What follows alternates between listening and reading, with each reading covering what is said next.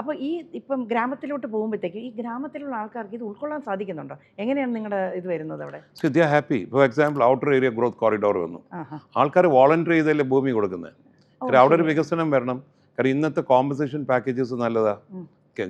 കേന്ദ്ര ഗവൺമെൻറ് കൊടുക്കുന്ന compensation package നല്ലതാണ്. ഉം. അപ്പോൾ നല്ല പാക്കേജ് കിട്ടുന്നു. അത് വെച്ചിട്ട് തന്നെ നല്ല സ്ഥലത്ത് ഇവരിപ്പോൾ ഇപ്പം ജീവിക്കുന്ന സാഹചര്യത്തിനാലും ബെറ്റർ സാഹചര്യത്തിലോട്ട് മാറാനുള്ള ചാൻസ് കിട്ടി.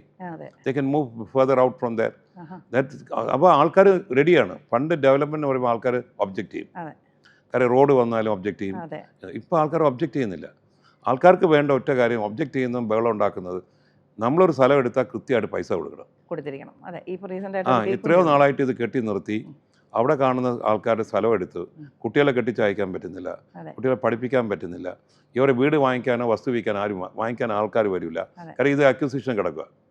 അപ്പോൾ അങ്ങനെ ഒരു സിറ്റുവേഷൻ നമ്മൾ എപ്പോഴും ആൾക്കാരെ കൊണ്ട് ഇങ്ങനെ നമുക്ക് അവരെ പ്രയാസം കേട്ടോണ്ടിരിക്കുന്നത് ശരിയല്ല. അതെ. നമ്മളൊരു പദ്ധതി തയ്യാറാക്കുമ്പോൾ കൃത്യമായിട്ട് പൈസ കൊടുത്ത് എത്രയും നേരത്തെ ആൾക്കാരെ ക്ലിയർ ചെയ്ത് വിടുന്നതാണ് ഏറ്റവും നല്ല പദ്ധതി. അതെ. നമ്മൾ അവരെ ബുദ്ധിമുട്ട് തന്നെ കുറച്ച് ചെറിയൊരു ഇപ്പോഴത്തെ നല്ല ഡെമോൺസ്ട്രേഷൻ ആൾക്കാർ ബഹളം ഉണ്ടാക്കുന്നുണ്ട്. അതാ. ആൾക്കാർ കാര്യം നേരത്തെ ആ ഹൈവേ നാഷണൽ 6 ഈ outer area growth corridor NH66 ആയിരുന്നു.